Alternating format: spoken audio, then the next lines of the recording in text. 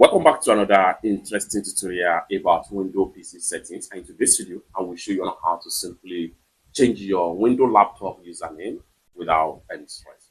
Let me show you how. Very first thing you want to do is to go ahead and come down below right here. Right click on your start. Next thing you want to do is to go ahead and make sure you click on run. And this dialog box here is going to come up. Next thing you want to do here is to make sure you type this particular command right here and hit on OK.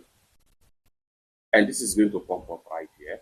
What you need to do right here is to go ahead and make sure you navigate to properties. So once you click on property, you have your username. Write your full name right here. Besides, if I'm going to change to something like this. So once you write your full name, go ahead and hit on apply. Then go ahead and click on OK. And you are done.